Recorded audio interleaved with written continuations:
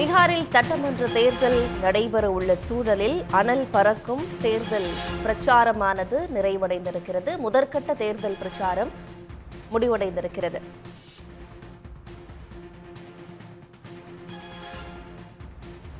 இது தொடர்பாக விவரங்களை தருவதற்காக நேரலையில் செய்தியாளர் பிரபாகரன் இணைகிறார். பிரபாகரன், இப்போ தேஜஸ்வி யாதவ் மகாகத்பந்தன் கூட்டணியோட முதலமைச்சர் வேட்பாளர் போட்டியிடும் அந்த தேஜஸ்வி யாதவின் தொகுதி உள்பட 121 தொகுதிகளுக்கான முதற்கட்ட தேர்தல் பிரச்சாரம் ஓய்ந்திருக்கிறது. எப்படி இருந்தது பிரச்சார களம்?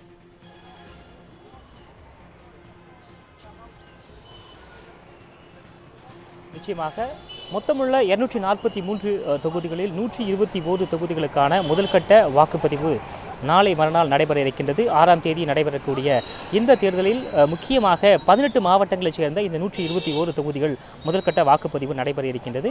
இந்த முதல்கட்ட வாக்குப்பதிவில் இருக்கக்கூடிய தொகுதிகள் என்பது பீகாருடைய ஆட்சி அதிகாரத்தை நிர்ணயிக்கக்கூடிய தொகுதிகளாக இருப்பதாக பார்க்கப்படுகின்றது.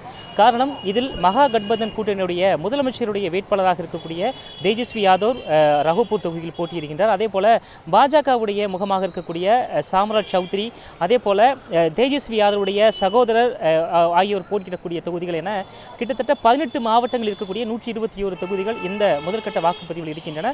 இந்த முதற்கட்ட வாக்குப்பதிவில் பீகார் தலைநகர் பாட்னாவிலிருந்து கிழக்கு பகுதியில் அதிக அளவிலான பகுதிகள் இருக்கின்றன. இவை அனைத்தும் ஆர்ஜேடியுடைய வாக்கு வங்கிகள் அதிகமாக இருக்கக்கூடிய மாவட்டங்களாக பார்க்கப்படுகின்றது. எனவே இந்த மாவட்டங்களில் வரக்கூடிய வாக்குகள் என்பது ஆர்ஜேடியுடைய ஆட்சி அமைப்பதற்கு தேவையான வாக்குகளாக இருக்கும் என்ற நம்பிக்கை ஆர்ஜேடி மத்தியில் இருக்கின்றது. இதன் காரணமாக இந்த முதற்கட்ட வாக்குப்பதிவு நடைபெறக்கூடிய இடங்களில் முழு பிரச்சாரமும் மிக தீவிரமாக நடைபெற்று இருக்கின்றது.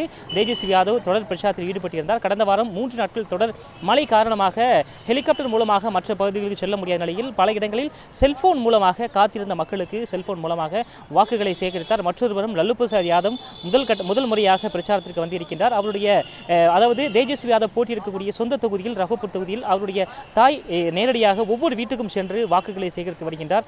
மற்றொருபுறம் அவருடைய சகோதரியும் வாக்கு சேகரிப்பில் ஈடுபட்டு வருகிறார். இதுவாக அனைத்து தலைவர்களும் முக்கிய தலைவர்களும் இந்த முதற்கட்ட தேர்தல் பிரச்சாரம் நடைபெறக்கூடிய பகுதிகளில் தீவிரமாக வாக்கு சேகரிப்பு பணியில் ஈடுபட்டிருந்தார்கள்.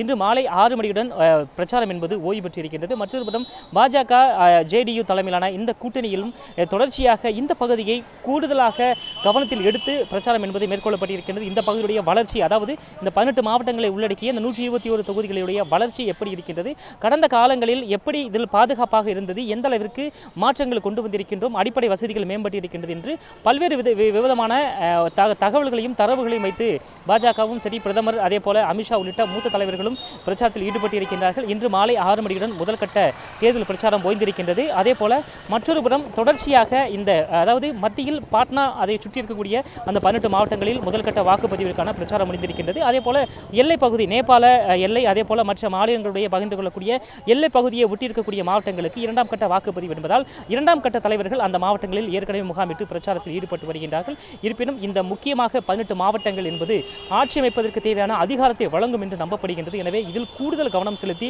மிக முக்கியமாக சிறுபான்மை மற்றும் தாழ்த்தப்பட்ட மக்கள் அதிகமாக இருக்கக்கூடிய பகுதி என்பதால் இந்த இடத்தில் அதிக பிரச்சாரம் மற்றும் அந்த மக்களுடைய நம்பிக்கை என்பது முக்கியத்துவம் வாய்ந்ததாக பார்க்கப்படுகிறது. எனவே கூடுதல் கவனத்துடன் முதற்கட்ட வாக்குப்பதிவு பிரச்சாரம் என்பது மிக விறுவிறுப்பாக நடைபெற்று வந்தது. மழை, குளிர் என்ற பல்வேறு காரணங்களை தாண்டியும் தலைவர்கள் தீவிர பிரச்சாரத்தில் ஈடுபட்டிருந்தார்கள். இன்று மாலை 5 மணியுடன் தேர்தல் பிரச்சாரம் என்பது முடிந்திருக்கிறது. களத்திலிருந்து விவரங்களை வழங்கியமைக்கு நன்றி பிரபாகரன். உடனுக்குடன் செய்திகளை தெரிந்து கொள்ள சன் நியூஸ் பெல் ஐகானை கிளிக் பண்ணுங்க.